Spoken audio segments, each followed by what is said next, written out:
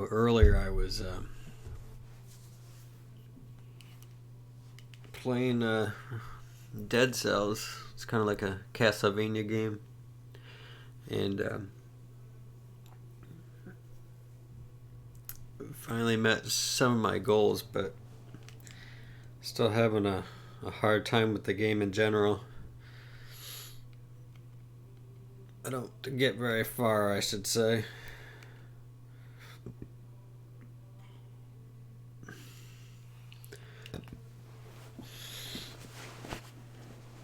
All right. Well, today's Saturday, right? So we have had a very interesting week. That is for sure. Had to have a sit-down conversation with HR, and I don't normally do that, but I I told them. Okay, I'll frame this. So I'm a part-time teller at a credit union, and we were short on our loan goals for the branch this month. And when we're short on loan goals, then they ask the tellers to jump on the telephones and start doing unsolicited calling in an attempt to get people to come in and apply for loans. I'm not in favor of this at all. Um, in fact, I've only been asked to do it twice, and this second time, I told them no.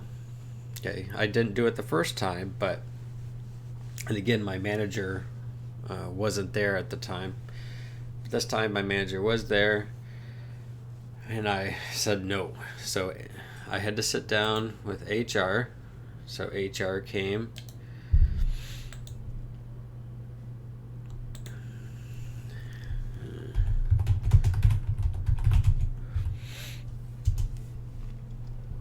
Drove about an hour to sit down and talk with me. And it was an interesting conversation because I had premised my no with a passage from Tobit that said, "Do not do to others what you yourself dislike." It can be a very difficult thing to do, right? So it's like the golden rule: do unto others as you would have them do unto you. The tough thing about that is that people often don't treat us the way that we want to be treated, right? I want to be treated like somebody who has intrinsic value because God has purposed nature and me in particular. I want to be treated like I am made in the image and likeness of God, and that I have an immortal soul, and that I have a will and an intellect. So I want to be respected that way,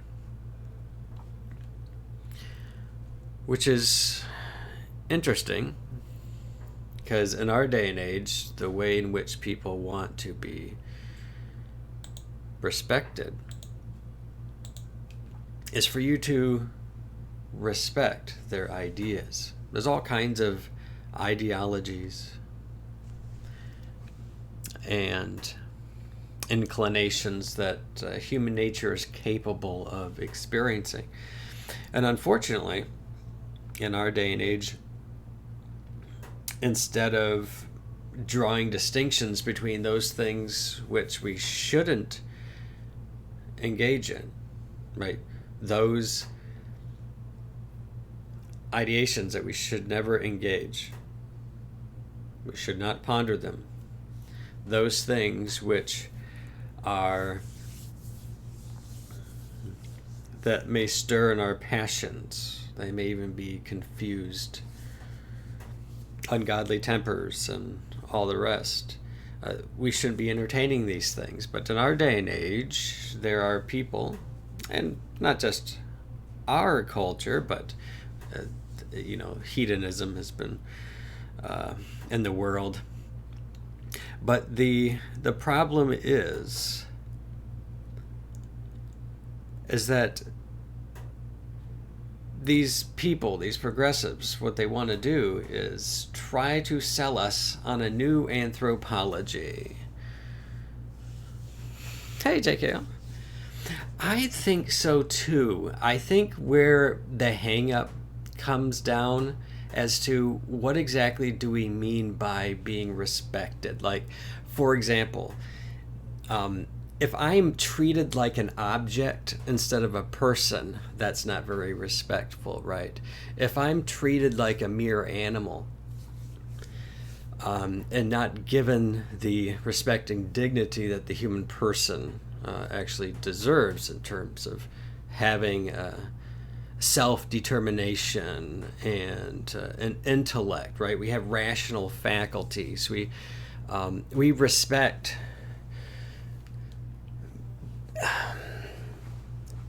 that we have the capacity to reason, right? Very respectful thing. We have this capacity that's absolutely amazing.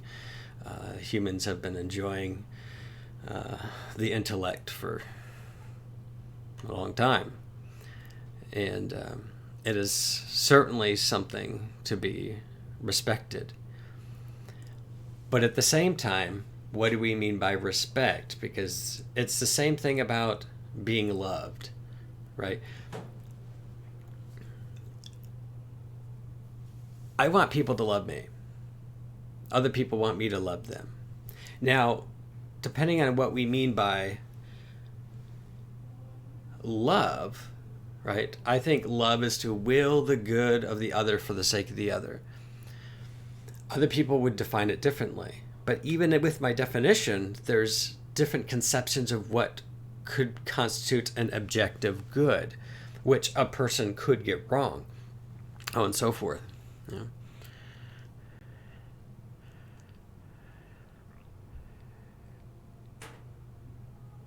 Oh yeah, absolutely, JK. Yeah, so we under how I like to refer to it as a mutual understanding. Now, mutual understanding just means that I understand the propositions you find to be most convincing in terms of interpreting reality. And likewise, you understand the propositions with which I come to understand reality. There's a mutual understanding. And we also have a mutual respect in that the intellectual journey is that it is a journey. My views could change with good information being presented to me. And it's the intellect, though, that's being led here by rational argumentation as opposed to being bullied or coerced or intimidated, right? Because who wants to move from one idea to another simply because of emotion? Emotion doesn't change me. Like if I was listening to a speaker and they were a great orator, right? They had a great command of rhetoric and they knew just how to move the emotions with their argumentation. Like if someone was trying to convince you that we need to actively be involved in trying to save the whales, for example, they may make emotional appeals. And I find myself not being influenced by emotion so much, not even just my own, but also other people. Other people could be mad at me for my thoughts, for instance. Doesn't change what I think because people tend to like other people who share the same thoughts or at least have something in common, right?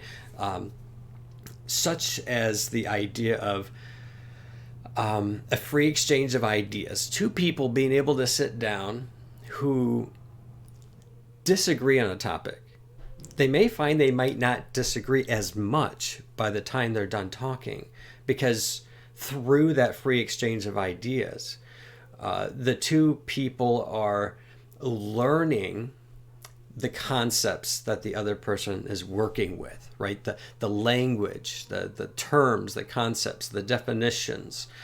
And because those things aren't always easy to grasp. If two people are talking and we start talking about freedom, what is freedom? How do we talk about that concept? Two people may have totally different ideas about what freedom is. Some people might think that freedom is the freedom to do, is to be free of all constraints, to do whatever you want to do, for instance. That's not my conception of freedom. We certainly have the capacity to will a great number of things. There are things I have the capacity to will that I don't. I think sometimes people conflate capacity with what is morally permissible, right? Even from an atheistic perspective, there's the idea that there are societal norms, or at least relative morals in the culture in which we live, which, whether we agree with them or not, exists as a way for us to come together to live in a common space where we're not going to war every 5 seconds. Right? That there's enough commonality within society where we can, at the very least, be able to tolerate being around one another. I fear that in some cultures, or at least in certain subcultures, there's a lot of intolerance, where the subculture consists of very specific ideas. And anybody who has ideas that are incongruent, right? They're not consistent with the kind of group think, are treated very poorly and ostracized. We see this sometimes in gaming circles, or in other hobbies as well, which is unfortunate that those kinds of environments, which traditionally are for everybody to come and share that commonality. But when we begin to draw non-gaming or non-hobby type things into the hobby, then what we're doing is establishing that this environment is no longer just for the common passion or this common thing, right? So now it's not just gaming, it's also this ideology, right? This would also be true if a hobby like chess, let's say there's a local chess team and there's 12 people who go there and they're all conservatives. And one day somebody who is not a conservative goes in there, but because the environment gets saturated with more than just chess, it can make people feel uncomfortable who are only there for chess. They may be interested in having conversations on the side about other things, but they just want to enjoy playing a game of chess. That they want to try out their new opening they've been working on, and their opponent just did the Sicilian defense and they were ready for it, and they're here to try it out against a live opponent, and be able to give themselves to that experience, I think, is very important.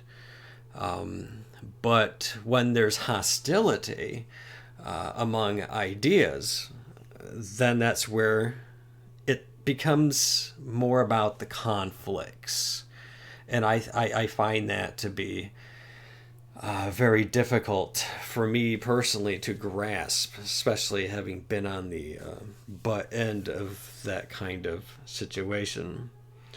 I think it's important that when people disagree that both individuals involved are secure enough within themselves emotionally. That's vitally important.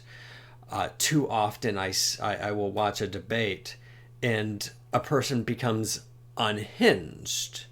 And unfortunately, instead of, or begin engaging in ad hominem attacks, they begin attacking the person.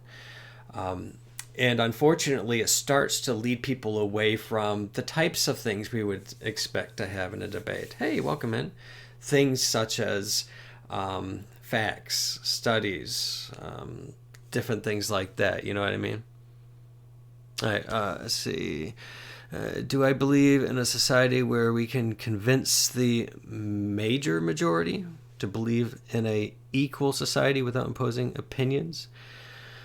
Well, I think all societies in general, I think there's an overarching culture, right? And then I think there is subcultures within that culture. We could see something like this in the United States, for example. The culture in a highly populated blue area, for example, might be a bit different, right, as than a lower populated rural area. What's quite nice, I think, about the United States is that these subcultures, some are more conservative, some are more progressive. And I do think that is a strength of the United States. If I don't like the state I'm living in, I can go and move into another state, right? I can do that. I think it's important that, yes, in general society, yeah,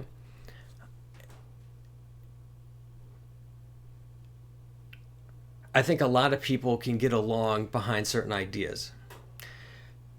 And while subcultures can kind of move and morph and shift,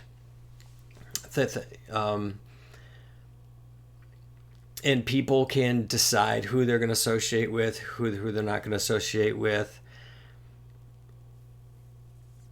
something that might not be as easy to do in real life, because one can find all kinds of pockets of people on the internet, but there's a certain amount of, I think, general human decency. But at the same time, and this comes back to your original question here, about there's the issue of majority. Like, for example, do I think society necessarily should be dictated by majoritarianism? Do I think that the majority should be able to just push down on the minority anything and everything that it wants? I would say no, and in fact that could actually be a bad thing. In fact, sometimes I think the minority might be right, because like, as a conservative, what is it that I would want to conserve in society? What do I want to conserve? Because, for example, you could get 51% of the people who say, let's reshape our society, let's completely reshape it around something that is very depraved, right?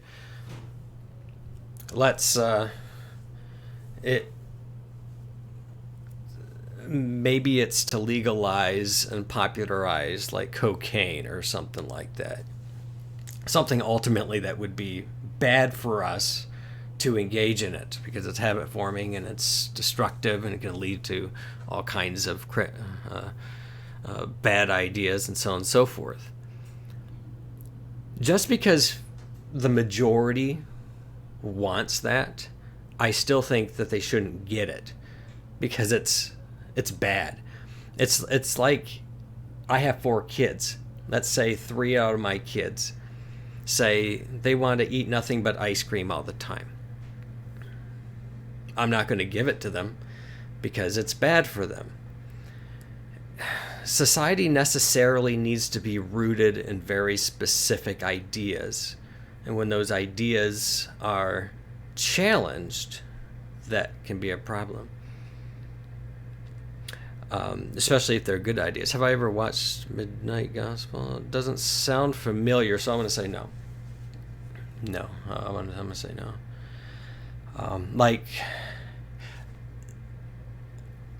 I think that this will make sense for those who live in the United States. So let's say every 40 years, we took all the founding documents, right, of the government, the Declaration of Independence, the Constitution, right, the Federalist Papers, all this stuff, just throw it all out and create a whole new government, create a whole new, which may or may not even have a constitution, but just rewrite everything. And then 40 years, trash all that, everybody does it again. Do I think that's a good idea? No, I don't. The reason is because I think the form of government in which we have has incredible checks and balances, and I really like the various elements that it brings together within that balance. I like the elements of an aristocracy, of some elements of a democracy, some elements of a monarchy, and I just think it works well. And in my opinion, I really like the government that the United States has, right?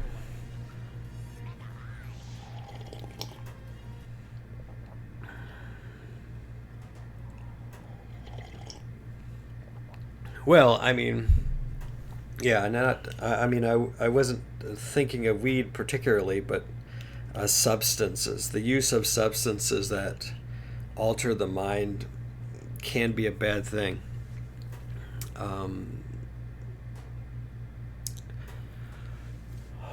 But do I think that the majority in every age should just be able to just uproot the government and recraft everything? I'm going to say no. Why? Because the majority may actually have really bad ideas, and it can have very dire and drastic effects on society as a whole. If we got rid of those things, there would be civil war. It's already bad enough that the conservatives, the more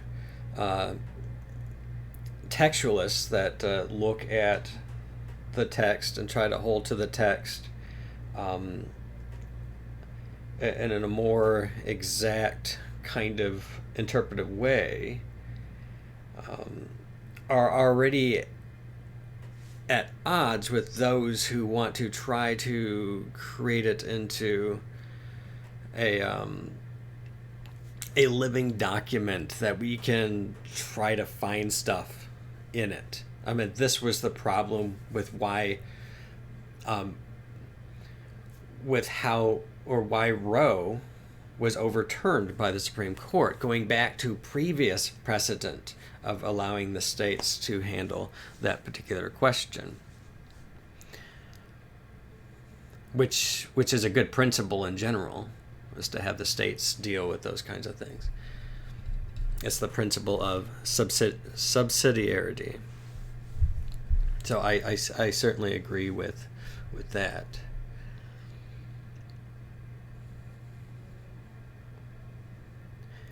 But I think people who would be quick to want to create a new form of government for themselves in their own generation, to kind of create a new United States, I don't see that.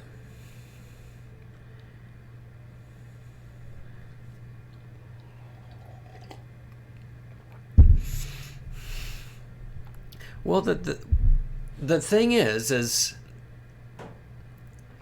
one of the things as a conservative, why do I want to conserve? I want to conserve things that are good for us, traditional morals and values. That's what I want to conserve because I think they're good for us. I think it's good that we pursue virtue. I think happiness truly comes from holiness and not living in vice. That's how I understand the freedom of the will is to be free from not just not free from morality, but free to in the sense that it is not being controlled by vice, right? It's not ensnared. I think I had a point in there somewhere. But at the same time, I certainly would say that a good society is one that, and I use the word good, right? Because we want to pursue the good, the true, and the beautiful. I think those things should be incentivized in a society. I think that would lead to human flourishing. On the other hand, I also think that government should have disincentives, if that's a word, should have disincentives for those who don't want to pursue the good, the true, and the beautiful. And that those are the things which we say are crime. For example, we want orderliness on our roads. So we have laws against jaywalking. We have laws against speeding because we're trying to have some sort of order. But this is also true in terms of the morality of a culture. We certainly don't want to... We want to incentivize work, for example. I think people need to work. I think sometimes when we get too much time on our hands, we can get in a lot of trouble.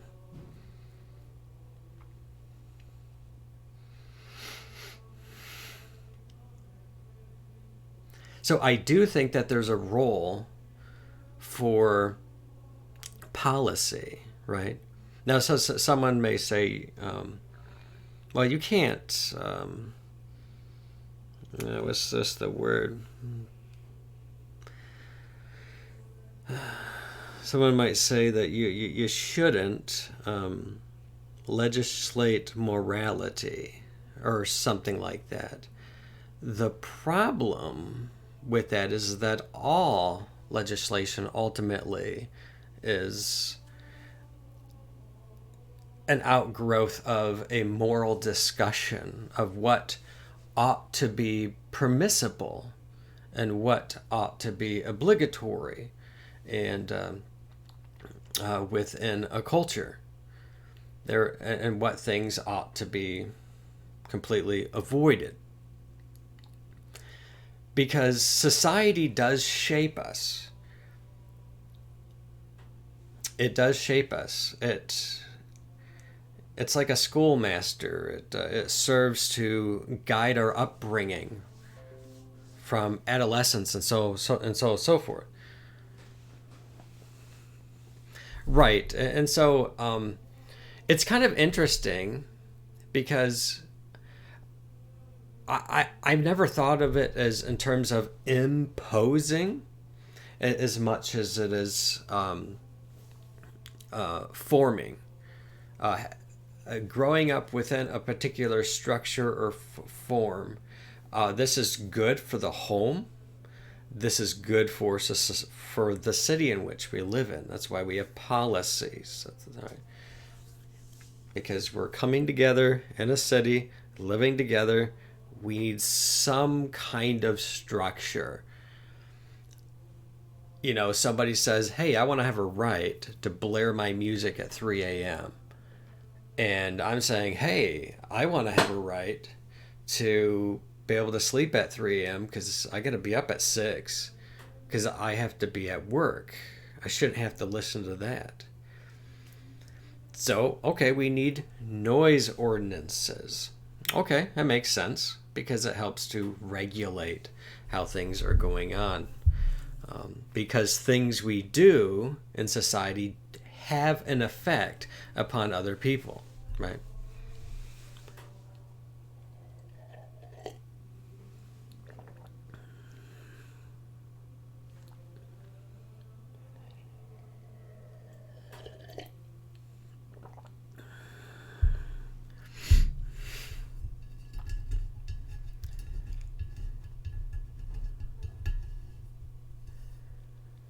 One of the conflicts in the United States we've seen over the years is the and this should make sense, the secularizing of public spaces.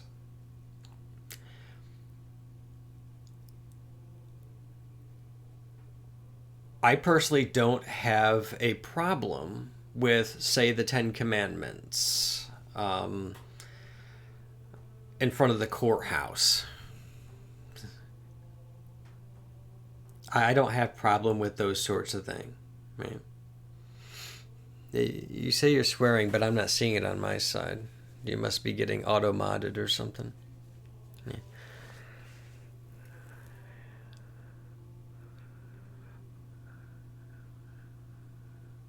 Our government and society straying from basic principles of God only.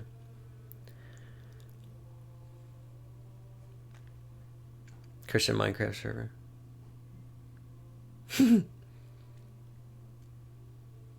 Oh, I got you, doctor. I understand.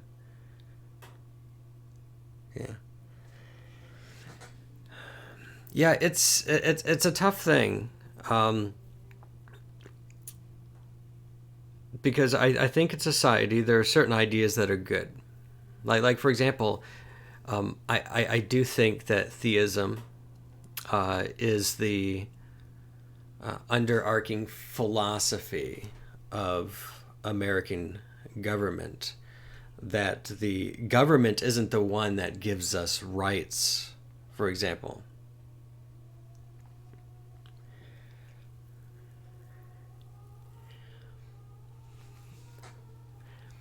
Let me see. You said, I do believe even as an atheist. That I'm sorry. Are you saying you are an atheist, or am I reading this right?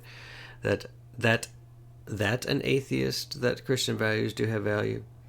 All right. So you're saying that an atheist does recognize that Christian values do have value to them in a society, right? We've seen good fruit from those things in our culture, right? When we, you know, don't murder, don't steal, don't covet thy neighbor's wife, those kinds of things.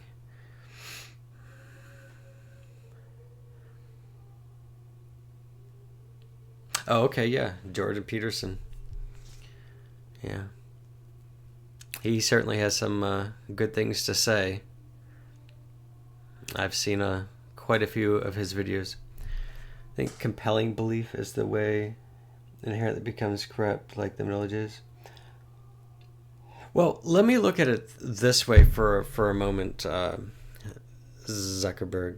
Let me think about it this way. Okay, so think of a mom raising her son in her home for a moment. Hey, Captain, welcome in. I'll get you in a moment.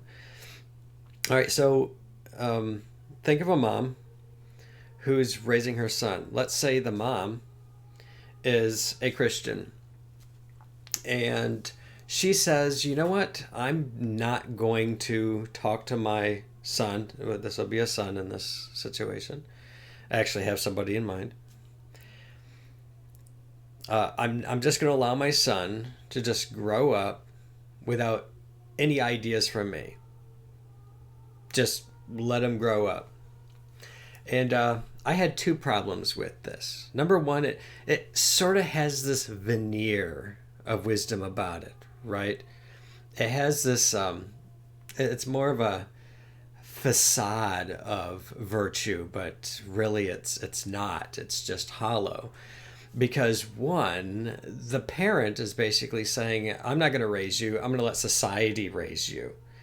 And basically, whatever society is going to tradition to the child is going to be, or what it's always about who's the biggest influencer of the child who is going to end up having shaping and molding them, having influences. Peers at school. Like, I don't send my kids to public school because I don't like things that are being done in public schools. I send my kids to a Catholic school, for instance, because I'm going to raise my children. I'm going to be the one who's going to raise my children. I'm not going to let society do it. There's a lot of things in society that is not good, right? Yeah, yeah, exactly, doctor. And I will go back. Sometimes I talk for a little while, but I do go back into the chat and see what has said. Um, let me put it this way. I do also understand that there's parents who are raising their children in a way that I wouldn't. But I wouldn't say that the government should go and take them away unless it's abusive. Now, this is where it gets kind of sticky because um, I think a parent who suffers from Munchausen's or something like that, um, who is harming their child. But here's the thing: there are people, atheists, who think that um, Christians teaching their children about God is child abuse. That it is a form of brainwashing, for instance. And I think for the most part, I would only agree in as much as we are giving a framework, a starting framework for our kids to think, not just how to think, but actually what to think. My home isn't completely free. My kids don't have free and open internet. We have DVDs, so that they watch the Ninja Turtles, they watch the SpongeBob. Everything is.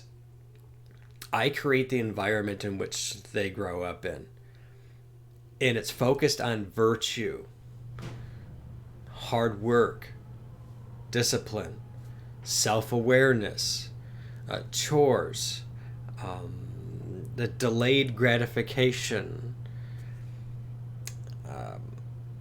the concepts of embracing suffering and it being a means of sanctification, of not easily giving oneself over to every pleasurable whim that one might experience.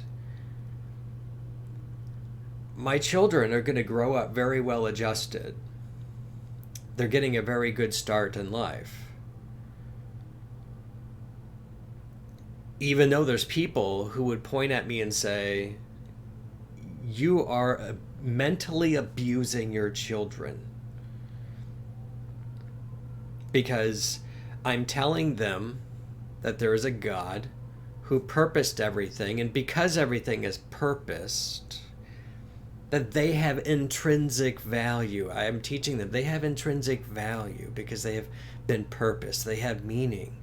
They have a teleos. They're moving towards something. They were made for the good, the true, and the beautiful.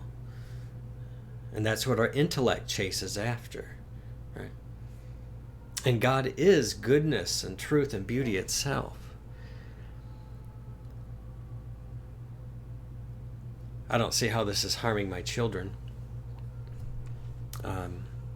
because I think it's true.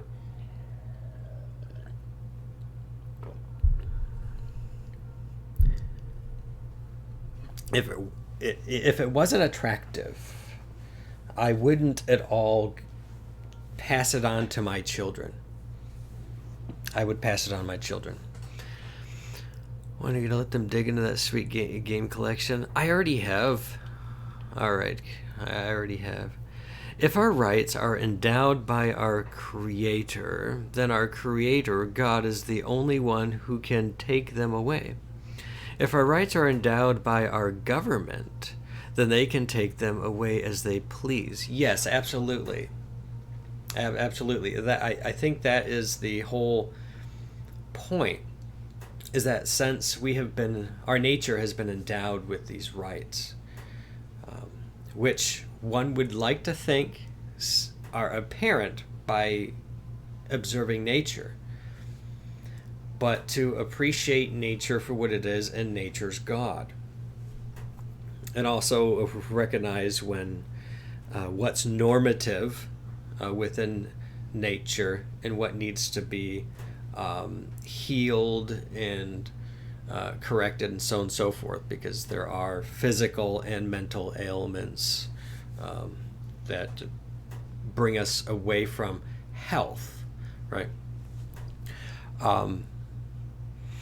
So when it comes to, if we didn't have a constitution, or we had a constitution where we could lose a right or we can gain a right, this kind of language is often talked about. This language is used often by the progressives, who say our constitutional right to reproductive health, here's the euphemisms, were taken away. Right? We're taken away. Well, first of all, once again, we don't have a right to do anything we want. We have the right to do what we ought to do. Sometimes what we ought to do is very difficult. Virtue is very difficult, but it gets easier because it's a habit. And we need to help each other live a life of virtue. We need to encourage one another to continue to grow in holiness, because God is holy.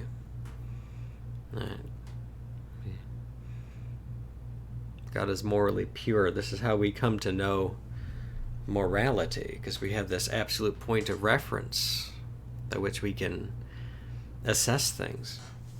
Which, as a Catholic, I enjoy the teachings of the Church on morality. Very beautiful, very well thought out, and it's those kinds of things that I want to press upon my children. Right? I want to form them in the teachings of the Church. To honor thy mother and thy father,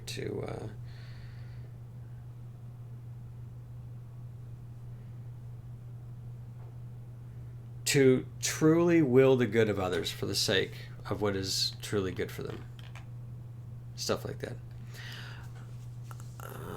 Let's see, have you ever noticed the word Catholic looks like someone addicted to cats? Yes, I have. In fact, I jokingly said that to my wife, like within the last 2 months. I don't remember what book it was, but I had a book that said Catholic on it. And it's cat-holic, right? But someone would say it would be cataholic. Yeah. Well, I know there are non-Catholics here, and there are non-Catholic conservatives. So when I talk about conservatism, I'm going to at times allude to my Catholic faith. It's what I normally talk about on stream, so just keep that in mind, that's the primary purpose of this stream, is to talk about theological ideas. So just, guys, keep that in mind, because most of the time I don't have an active chat, so I'm just blasting, right? I'm just stating very clearly exactly what my ideas are, and end up critiquing ideas that some in chat may pose while there's open dialogue like this. But at the same time, I don't want to have to always rehash that stuff with everybody in chat all the time. So just recognize there are going to be some things that we're not going to agree on, and that's okay, Doctor. Right? That's what you're saying. Let's see. You have a friend who told me they had grown up Christian, although now they've fallen into postmodernist thinking with the idea that all morality is absolutely subjective. Right. Yeah. So, in a kind of postmodern idea, the best way that I can explain it to somebody is that modern philosophy, now when I say modern philosophy, I'm not necessarily talking about modernism as opposed to postmodern. I'm just saying that as opposed to, say, classic philosophy or the scholasticism of the Middle Ages, I'm talking about the nominalism of William of Ockham. Okay, I'm talking about David Hume is a rejection of miracles, and other rationalists during the time of the Enlightenment and and so I'm also looking at the existentialism of, I was going to say Descartes, but it's Sartre. But one way I can try to express this is that in the epistemology of Immanuel Kant, he proposed this distinction between the thing in the mind and the thing outside of the mind. And would say that there isn't a direct correlation between the two. He would say there's the appearance of a thing, there's the phenomena, and then there's the pneuma, what the thing is in itself. But we can't know that, right? This is a divergence from classical philosophy. This is going directly against Aristotle, for instance. And in doing so, in saying that there isn't this correlation between the thing outside of the mind and inside of the mind, at best, then, we just have these intellectual constructs which we overlay reality. We're not quite sure what reality is. It does impress itself. It does influence us. So there is a kind of reciprocity that happens, but there's this overarching skepticism that since there isn't a correlation between the two things, at best, all we have are these like caricatures of reality. All we have is our interpretation of reality. It's just intellectual constructs. It's an overlay that gets placed on everything else. And as such, when it comes to morality then, all right, so that's just looking at epistemology, all right? So like there's the ontology of the things that are over here, but there isn't a correlation in the mind. So there's the epistemological skepticism. And on top of that, you have, okay, then what is morality then? If all we have is my intellectual construct in my mind versus your intellectual construct in your mind, that's the best we can work with, that's all we got, then what really is the basis for morality? Right. In Catholic theology, it's easy. Christians can point to, well, God is the one who made everything. He's the absolute point of reference for what is and is not moral. He gives us the Ten Commandments, for example. But again, one might think, well, we don't need God to tell us the Ten Commandments. These things should already be like in our heart already. We should be able to discern these things. But, I don't think God would have made it explicit unless it was necessary. And it certainly seems to be necessary, doesn't it? Um,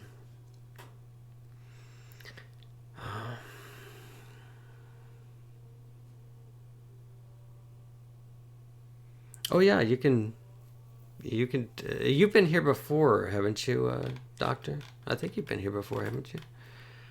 It says that you're a first-time chatter, but for some reason the name seems familiar to me. I might be thinking of somebody else.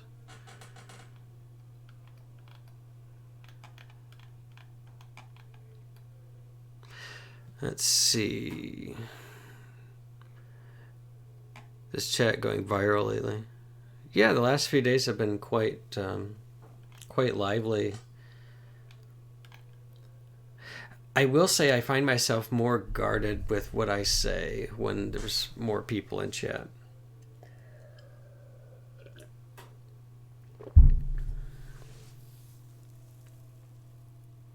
I used to be that way more. I'm trying not to be that way. I want to be able to just say what I want to say, whether it's going to offend any of you at all. We can just deal with it. I'm sure you listen. I respect you people enough that if I say something that you disagree with, you're not gonna whine and cry about it like a bunch of babies. All right, I have all the confidence that this is how I'm gonna say it. I have confidence in you folks that you are strong and you can handle ideas different than your own. All right, now I got that out of the way. Hey, Retro, welcome in. How's it going?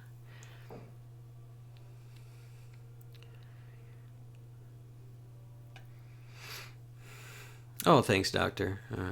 Thanks for your appreciation of my Catholic conservatism.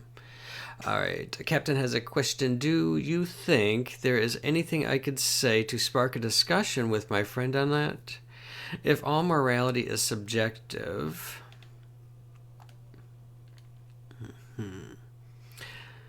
then every justice and injustice is mere opinion and therefore essentially meaningless.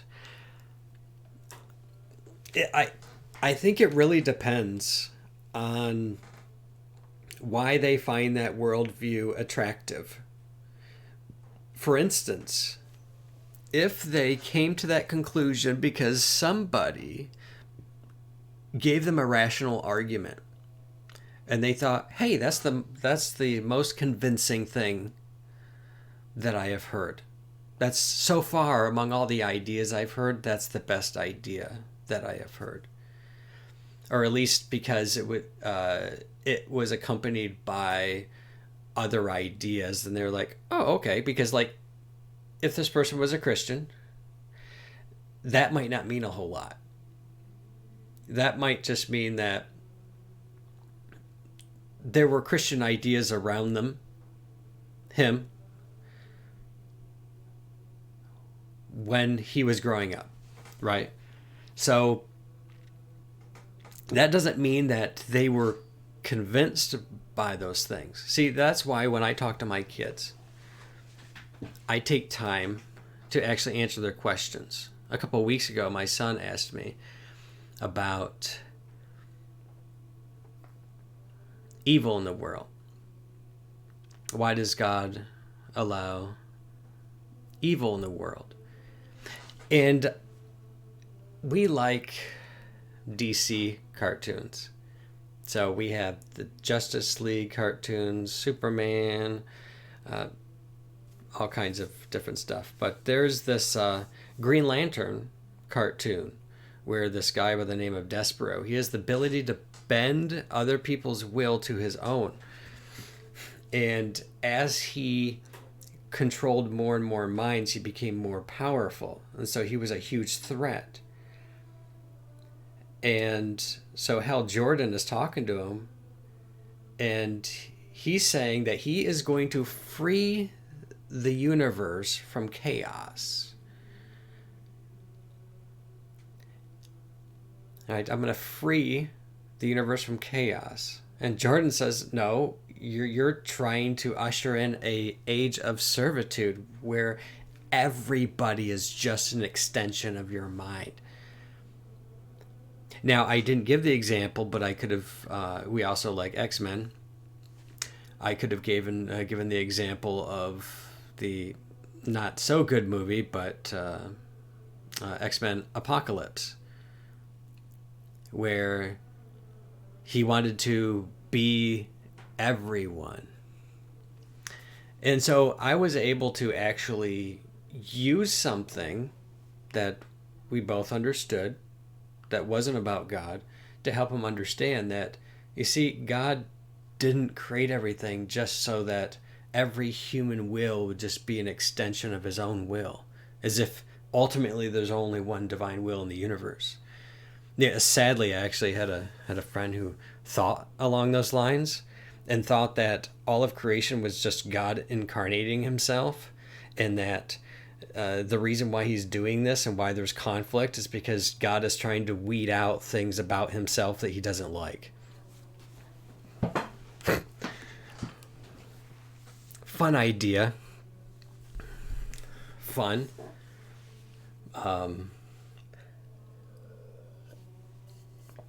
So here's the thing, Captain. Some people hold the positions they do because they heard a really good argument, and they could potentially, by means of another argument, be persuaded from it. But a lot of people don't hold to what they hold to merely because of argument. Some do, so that there are some that probably do on certain things, but influence, loyalty, authority, emotions, these sorts of things come into play. Influence has to do with who are the biggest influencers in their life. If the biggest influencer in their life maintains moral subjectivism, they hold to postmodern philosophical ideas, you, who may have less influence in their life, won't be able to give enough argumentation to sway them if that influence is that strong. The same thing is true for authority. What one accepts as an authority in their life. For instance, when I became a Christian, I came to accept the New Testament as having authority. Now, while I accepted that authority because I studied the historicity of Christianity, of the person of Jesus Christ, arguments for the historicity of the resurrection, and the reliability of the New Testament documents and arguments for their canonicity, of why they are to be trusted in conveying to us accurate history. With that said, some people may accept an authority simply because that's the thing that one does. Some people decide that they want to go back to church, right? They say that they want to go back to church, and so they don't know anything any different. So they go down to the church down the road. It's the Church of Jesus Christ of Latter-day Saints, and they hand to them the Book of Mormon and say, read this. If you feel a burning in your bosom, if you feel like this is God talking to you, then you put your trust in it. And so they might do that, and because of their early experience, which can be very difficult to overturn, brings us to the next one: experience. Somebody can have really bad experiences with people who hold certain ideas. This is true of when somebody gets turned off from Christianity because they know so many bad Christians. They've had a really bad experience, but not just with people, but sometimes people have religious experiences. There is this a woman. Her name is Franny Rose. She's a New Age teacher in the Diocese of Colorado Springs. She started teaching under the guise of being Catholic, but I analyzed her work and demonstrated that the language and concepts of New Age philosophy permeated her teachings, despite her claims to the contrary. Her story is that she was super sick, she was bedridden, super depressed for many years, and all of a sudden she had this experience, and it was where she claims that she was healed. She was able to. She didn't have the ailments anymore, and she got up, and at the time that she was really getting into like Buddhist texts and Sufi texts and stuff like that, and started sensing that there was a spirit that was talking to her, and so on and so forth. All right, completely outside of the context of Christianity. That's a very powerful religious experience within a very particular context, depending on what experiences your friend has experienced. So you have to also consider those sorts of things. So there's the influence, authority, experience, and what was there was a fourth one, right? I think there was a fourth one in there. If you want to hear more, remind me what that was. All right, I gotta get caught here.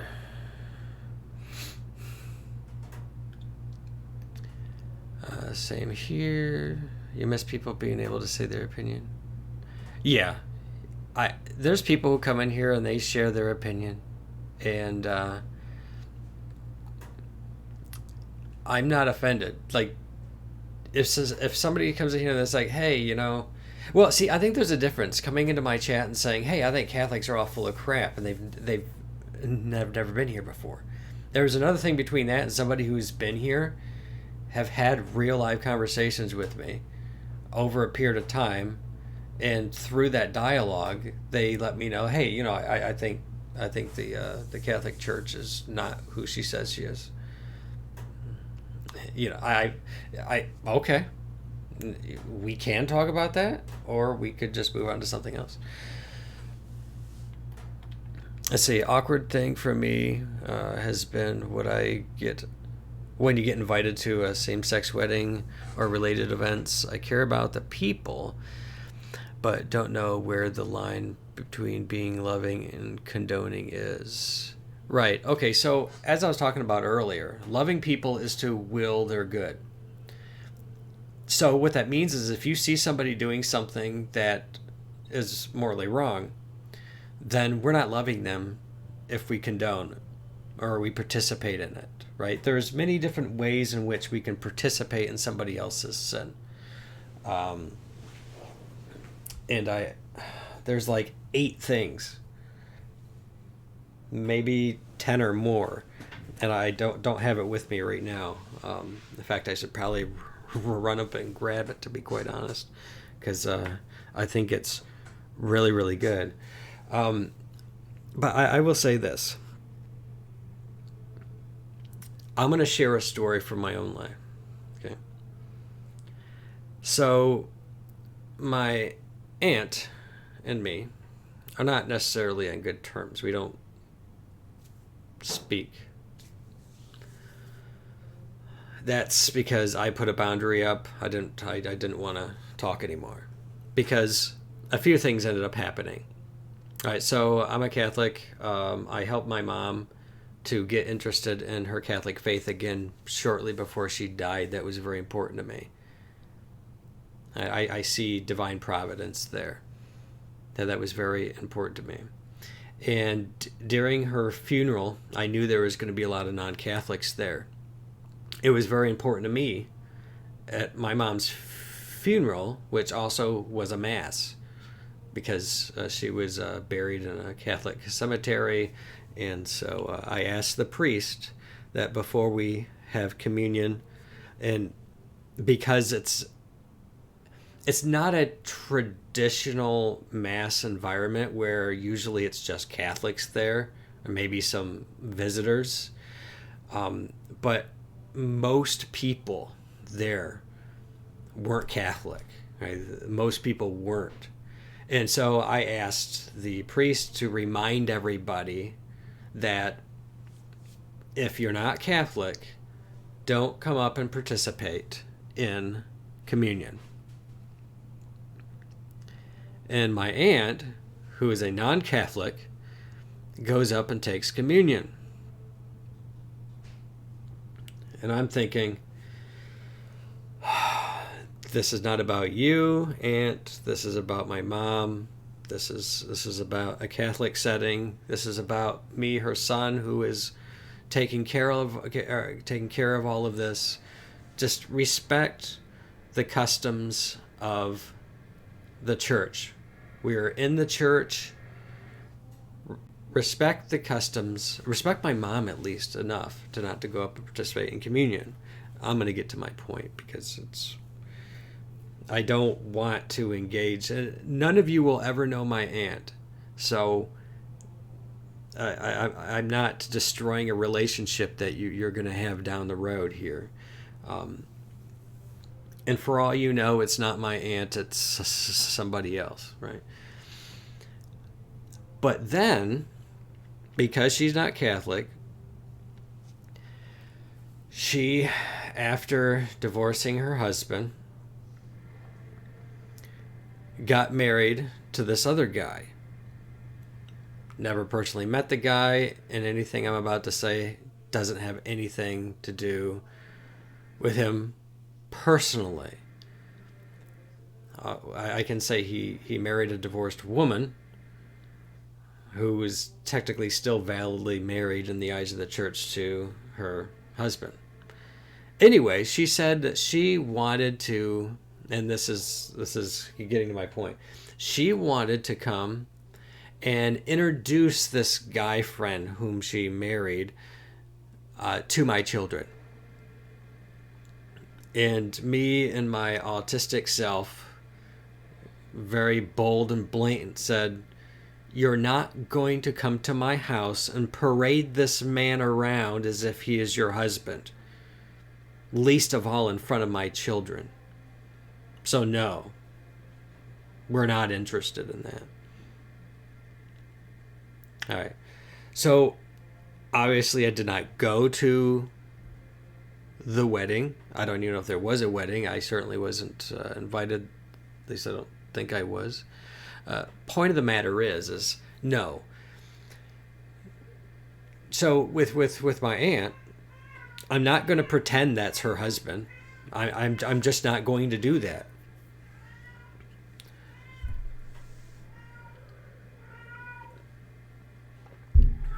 I know that may seem uncharitable, but at the same time, she doesn't have to make it a point. And she was making it a point. She wanted to come to my house and present this man to my family in front of my children as if it's her husband. I'm like, no, you're not going to do that because that's not true. You may be legally married to this guy. You have a piece of paper by the state that you got from the courthouse or whatnot, but you can't enter into a second valid marriage as long as the present spouse is still alive. Catholic teaching is very clear on this, and also in the New Testament. Everything that Paul says is, you can't do that.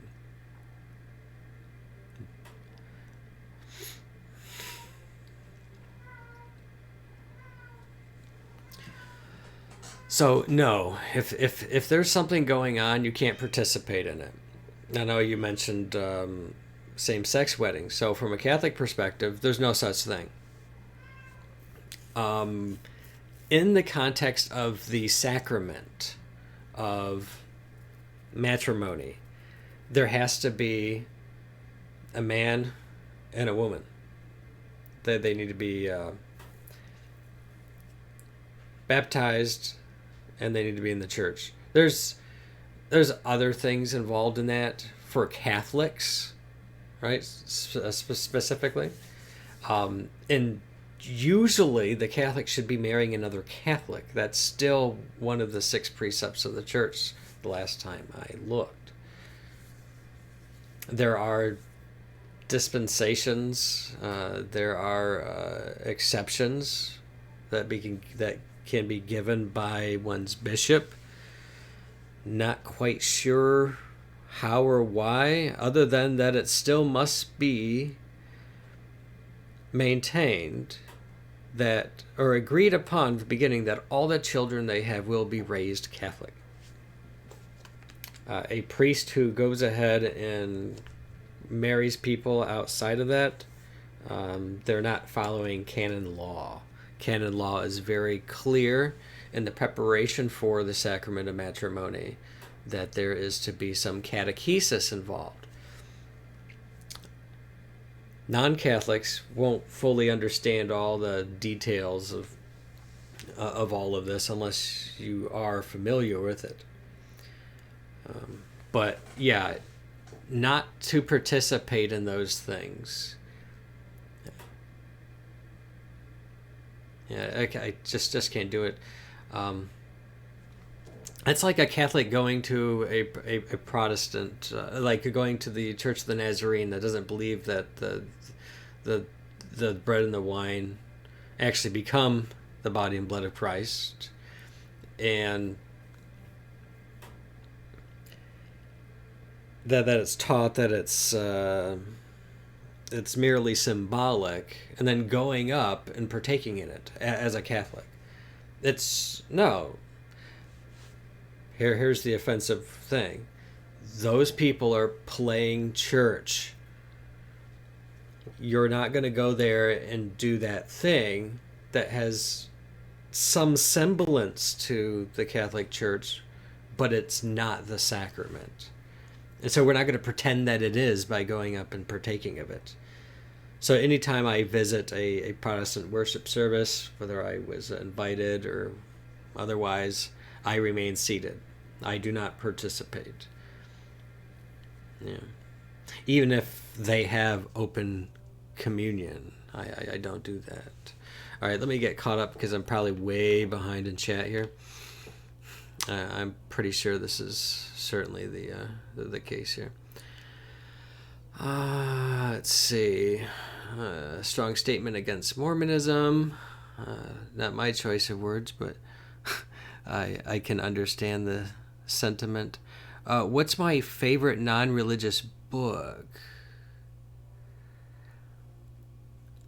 We feed the trolls in here. We do. Oh, here, let me see. My favorite non-religious book.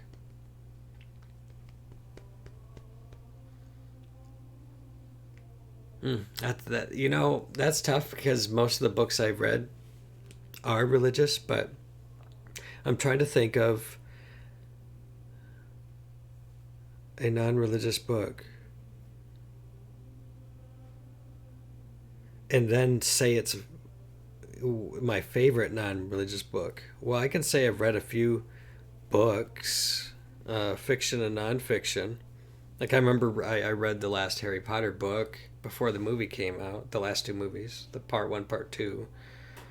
I wanted to have the what's in the book, then watch the movie experience, so I did that.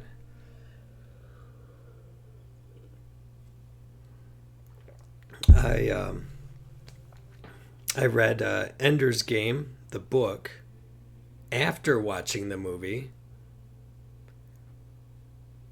I remember after watching Aragon, I started reading the second book in the series, Eldest. I didn't get through all of it that I remember.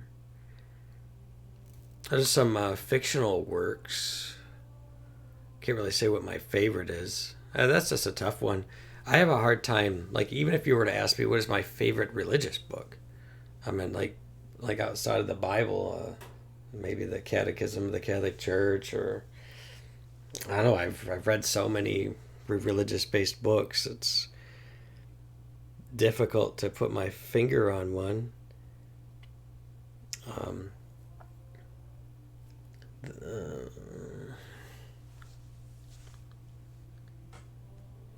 I remember one of the first books I read was The Case for Christ by Lee Strobel. That was really good. We should be able to share our opinions respectfully and agree to disagree and not hate and killing. Yeah, yeah. I do try to do some convincing in here. I certainly do. I mean, I wouldn't be much of a thinker if I didn't think that I was right, at least some of the time. I think I have a good case to make. Yeah. That's something I've always wondered about. I never take communion at a church I don't go to. Right, and you probably shouldn't. And I read it can be harmful to give to a non-believer. Well, not just that. Okay, so this goes to some of you might be familiar that Nancy Pelosi, right, is not she's barred from participating in communion, right? So, and this isn't just a Nancy Pelosi thing. It has to do with the state of one's soul. So in Catholic theology, so I'm a Catholic. So let's say I commit a mortal sin, which for me would have to be something that I'm not already doing. Like for me to commit a mortal sin, it would have to be grave, and I would have to give free consent and fully grasp the gravity of it. This is basically the turning my back on God, slapping him in the face, and saying, I will not serve, right? It's that disposition occurs within the heart where it just destroys the life of grace. And so in this context, this would be a mortal sin, said to be mortal because it basically kills the life of God in the soul. All right. I would need to go to confession before I can be readmitted to the Eucharist. I need to reconcile myself to God and the church before I participate in this act, this summit of the Christian life, which is it's the sign and summit of the Christian life, of union with other people. And it's very specific too. This is why Protestants can't participate, because participating in the Eucharist means that number one, we believe that it's the body and blood of our Lord, right? So we have a common belief. So there's a common worship. There's a common authority in the church. Like, we are actually given permission by the bishop through his delegated power through the priest in affecting the transubstantiation, and we come together and participate in the Eucharist. We are doing so in union with the bishop, for instance. Like what Saint Ignatius says in the 2nd century, that let no one participate in the Eucharist outside of union with the bishop. Okay. So, given all of that, one must be in a state of grace. They must be in a state of friendship with God. And one also needs to be able to believe what the church believes, worship as the church worships, and accept the church as what the church is. So, like I said, common worship, common belief, common authority, these kinds of things. So here's the thing. It's not unkind for the church to say, oh, wait, you should probably not come up to the Eucharist. And in fact, the Apostle Paul made this argument. He said that some were not discerning the body, and they were eating and drinking unworthily. And some people were actually falling ill and even dying as a result of doing this. And there were examples in the early church where God would use an example. This is true of Ananias and Sapphira, who dropped dead because they lied to Peter about how much money they procured through the selling of a plot of land. They wanted the attention of donating to the church by selling their land and giving money to the church. They wanted that, but they were going to hold back some of the money for themselves. So they wanted credit for giving all of the money, but they weren't going to give all of the money. So they were being deceptive and being deliberately deceptive in their practice in relation to the church. And they lied to Peter, lied to the Holy Spirit, lied to God, and they dropped dead. Well, basically he did, and then she did later, because she lied too. So things did happen in the early church. So yeah, people were eating and drinking unworthily. Their hearts weren't right. So that's what the church basically teaches. That if your heart's not right, or for in the case of Pelosi, she's a public figure who claims to be Catholic, who doesn't believe all that the Catholic Church teaches, and is causing public scandal as a result of her public policy positions. And so the bishop says, no, you need to repent of that. You need to come to confession. You need to resolve to change your life. And then you may come back to the Eucharist. It has a remedial effect to it. In fact, excommunication is supposed to have that same effect. It's supposed to. It's supposed to be a real eye-opener for somebody. Like that, if one is to persist in their heresy, and the church is like, no, you have to stop that. They're like, no, but I think I'm right. Go. What did Paul say? He said, kick these people out. Send them out to Satan to be taught not to blaspheme. All right, I'm probably way behind in chat, so bear with me. So you struggle with second marriages because I read it as the person who is left can remarry as long as they not the one who didn't do anything. Oh, I think I see what you say. So, okay, so you're talking about spousal abandonment. Okay, so you have two people. There might be the case where, let's say, the woman's being abused, okay, and she has to separate. And he never changes his way. And so she decides she wants to enter into a relationship with a different man.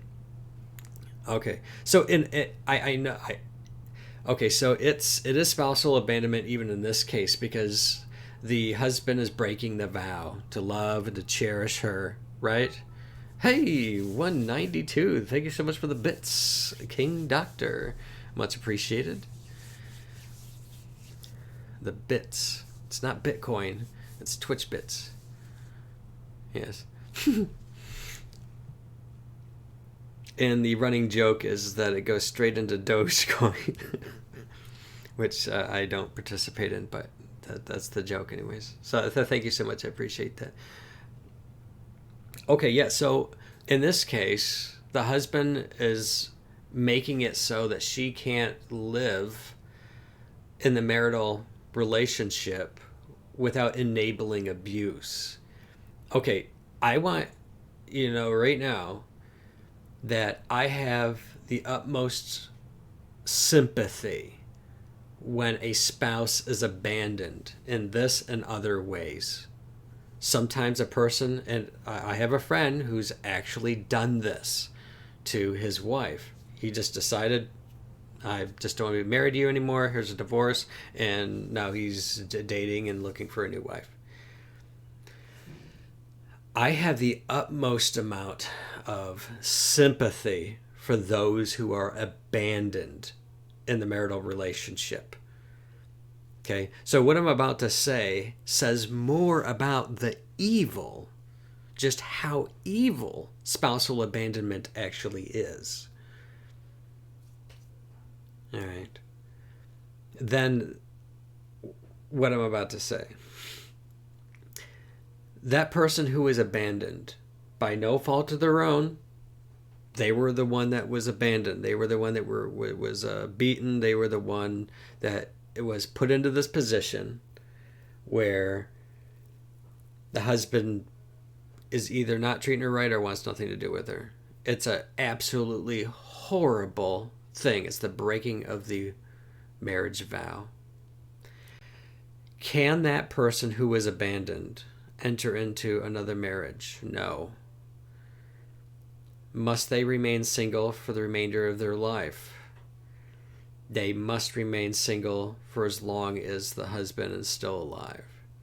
They may be legally divorced. They may never even talk to each other. They may live in separate countries. Can she enter into a marriage with somebody? No. Like I said, and I premised this, because the teaching of the church on matrimony is very clear and concise, it's not the church that's evil by saying, well, you can't just keep jumping into multiple marriages. It's the evil of spousal abandonment because it does this to a person. The person who is abandoned does not have a moral way forward in a marriage relationship with anybody else. Now, I'm not saying you should go and resolve that. What I'm saying is that it places the person in a position of suffering. They're now suffering a broken relationship that the other person does not want to resolve. They, who abandoned them, may even have entered into a legal marriage, had all kinds of kids, huge family, and seems as happy as can be. And you're lonely. You're over here and you're lonely and abandoned and you're hurt. You would think, well, don't you think the church is being unkind? No, because first of all, you're not barred from the Eucharist. That guy is. That what he is doing is incredibly evil. So it places the abandoned in a very difficult position. They have a cross to bear now. They have a cross to bear.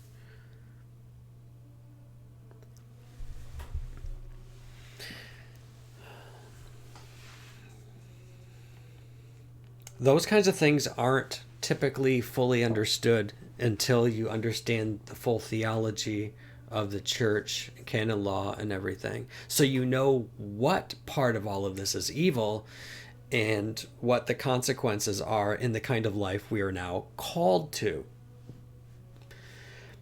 The church takes their sacraments very, very seriously. The church has had to guard their sacraments for 2,000 years. The church had to address these issues. So when Paul is saying, well, you can't remarry, while your spouse is still alive. Jesus says if you divorce your wife and remarry, you're committing adultery.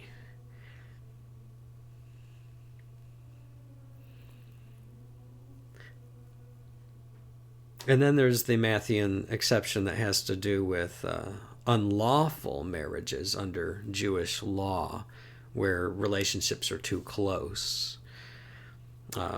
that may constitute more of an incestuous relationship, in which case, yes, they can separate. Like I said, the church takes its sacraments very seriously. Doctor with another 100 bits. Where do you keep finding these bits everywhere? I can't remember the last time I got bits. They're so expensive. They used to be like $1 for 100 bits, and then it became like you can get 300 bits for $5 or something like that. So, all right, I'm so far behind in chat. I've been talking at you. That's how this stream works. So if I miss something you say, or I'm not responding to something you say when you say it, it's probably because I haven't seen it, even if you've said it 20 minutes ago. So you usually err on the side of saying nothing and going because you don't know the entire situation. That's another thing. We don't always know all the ins and outs of this stuff.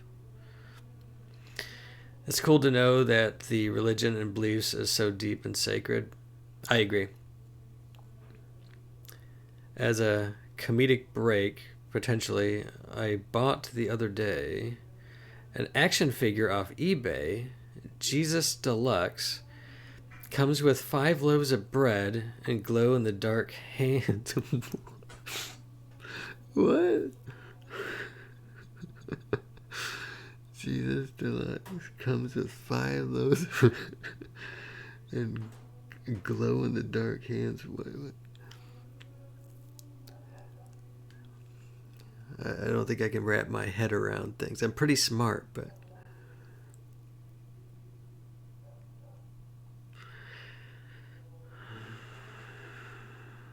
Oh, no, you're not bothering me. Not meaning this sacrilegious, but as a kid, cheat codes for video games printed on a piece of paper were kind of sacred text. Oh, absolutely. Isn't that funny? Doctor with another 100 bits. Thank you so very much. I'm not even sure what's going on up here. What's all this? I think it's not framing right. eBay is not kidding. It's so funny. Oh my goodness. That is, oh man, there's stuff out there, folks. There's stuff. No, I know exactly what you're saying, Captain. Like if your friend wrote down a cheat code for you, and you got a piece of paper at home, yeah, you don't want to lose that thing. That's like the best thing ever. Once you catch up, you have a hard question, or you want a raw answer to. Okay. I'm going to give you exactly what my thoughts are. For legal reasons, I'll hold my opinion on Pelosi because she makes me so mad. Yeah, I agree. I'm not a Pelosi fan. Yeah. Bit appreciated in any denomination. 69 420. I used to have... Oh, I think I turned off... I think I have a lot. There might be a link where I have very specific ones. Yeah. I have very specific... what's it called? What am I trying to say? I have custom bit alerts for things under $1. And there's a list of them that I have in a paste bin. There's a link underneath in one of the panels. Like 2 bits.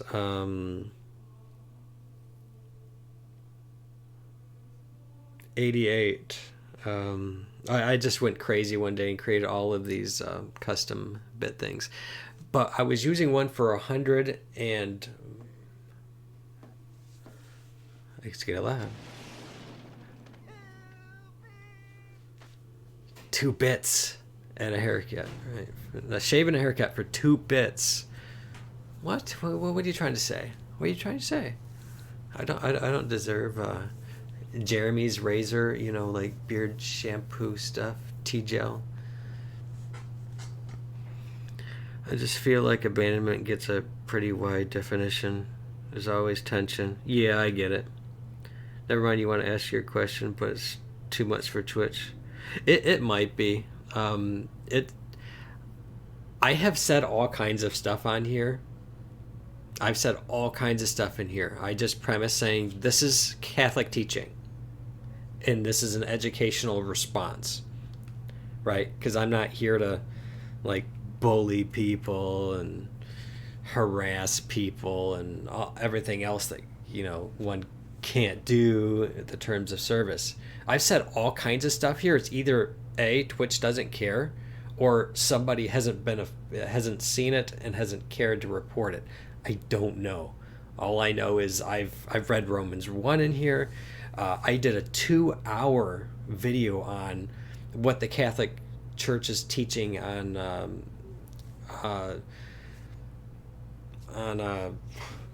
same-sex genital acts, for crying out loud. It got very sexual in here. Did like a 2-hour video just here on Twitch. I didn't get banned or anything because I'm just talking about what Catholic teaching is. And the thing is I can't be harassed on this platform on the basis of my religion. So it's like, does Twitch really want to go down that road where a Catholic can't answer a question about what Catholic theology is on a hot topic? Well, why not? I'm not being malicious. All right. I've been to Catholic second weddings. Are those priests going against teachings and should be denied communion? As much as I want to give you an answer, it's for the bishop to deal with that stuff. Here's the thing. Sometimes a second wedding, we might not know. There may have been an annulment process. Now, what is an annulment? Is it Catholic divorce? No. An annulment is not Catholic divorce. Then what is it? An annulment is basically the church giving a statement of nullity, meaning that there is no valid marriage. So there could be some impediment in the first marriage that made it so that it was never valid in the first place. Like shotgun weddings, for instance, where the boy's being coerced or something like that. That wouldn't be... that could be grounds for the church to recognize that the proper elements were not present in order for the marriage to be valid. Okay. All right, I got to get off here pretty soon, so Doge it up 15% since our last stream. That's funny. Dogecoin. But yes, technically, if there are second marriages that are going on, that should not be happening. And but to answer another question, Zuckerberg, let's say a Catholic does get married, and not within the Catholic Church.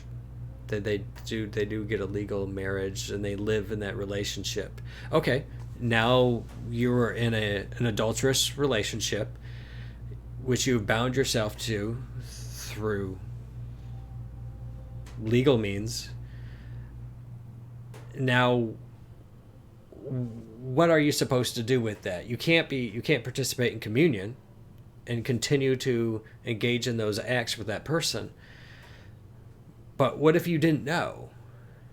What if you didn't fully understand all the repercussions? You didn't fully understand church teaching, or you left the church and you're coming back to the church, and this is where you find yourself. Well, to be quite honest, you have to stop engaging in that act with that other person. And then there's a question of, can you continue to have that relationship in the same state in which it is? Such as, it's not a marriage, and so the marital act will not be occurring. It may be too tempting to do if you live in the same home, one placed themselves in a very awkward, difficult situation. That's the problem with adultery and the bonds that we create with other human beings. We create these relationships, and if it was on the basis of adultery, well, that relationship is still there. It's just the basis was wrong, and the relationship went where it should not have gone. I'm not saying it's clean and neat. When we apply morality to our lives, it's not always just a matter of, oh, okay, I'll just not drink as much or something like that. You know, it gets really sticky. All right, I got 5 minutes left. Cheat codes. It's great. Yeah. Oh, I know it is, and I'm willing to bet I've said worse than you have. All right, Chambers loves to play the classics. Yes, I do. Mario, Zelda, and all the antics. With rosary beads close at hand, his faith in gaming always in demand. Nice. I had thought perhaps you know, if I ever were to do speed running again, my channel would be themed. Would certainly be themed Catholic, right? So I would probably have Catholic alerts. You know, Mary's gonna be right there staring at you. You know, she's gonna be watching you. You can't have me on one screen and then have me looking at something else on another screen, because you know she's praying for us. End of day, your religion isn't more just than my religion, and as you just said, you're not being mean-spirited or hateful, you're just speaking my truth, and that's more than fair. It's an interesting expression. Yeah, I won't be able to spend time reflecting on the your truth comment. I like to think that anybody who thinks something is true, they believe it true because it is actually objectively true. That's something for another time, I think. That language. There's a woman I work with at work who uses that expression sometimes, and yeah, it sounds very postmodern. It seems like it's more based in relativism, but I think it could be used depending on how it's defined or how it is used. If what it means is that not what I think truth is in a vacuum, and nobody can really know what truth is, this is just what you think it is,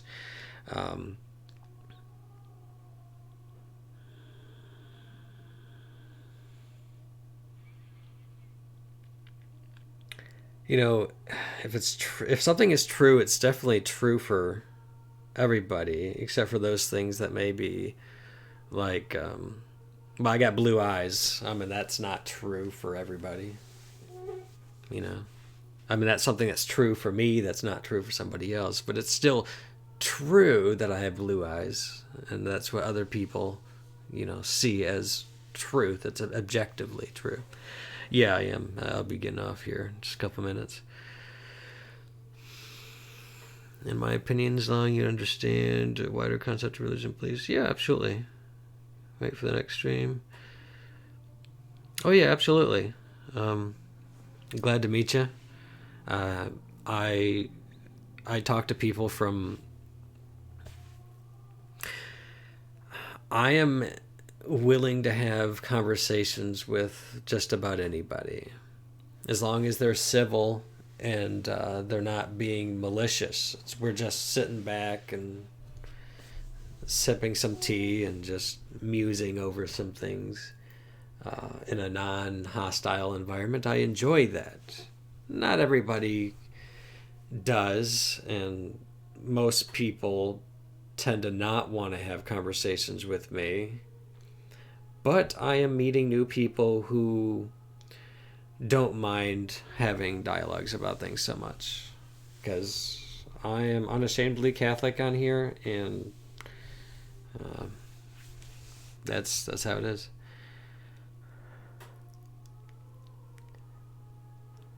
Yeah, it reminds me of that quote, right? Oh yeah. Oh, what was it? Was it like Star Trek? It was the episode was called "The Naked Now," and Data was no, was it Data? Yeah, him and many other people were being influenced by something. I don't remember what it was. Data's like, if you prick me, do I not bleed? He's like acting like drunk and whatnot. It's a great episode. Everybody's like half naked. It's funny. Everybody's going crazy.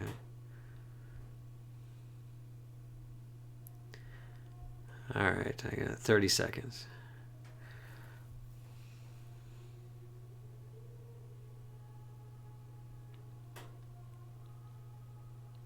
You think there's a truth, but nobody fully gets it? We'll talk about that. I don't know. There's something about it that we'll probably talk about. Because I have some good thoughts on that, but I don't have time. Well, will you wave at us Protestants when we are in the eternal flames? Just a drop of water now and then. I don't think somebody will be in hell because they are a Protestant.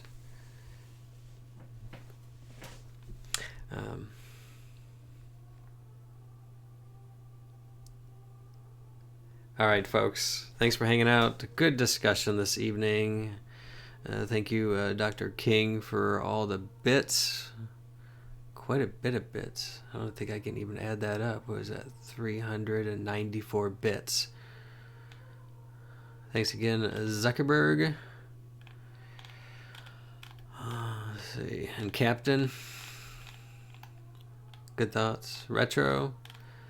Nice seeing you. JKL.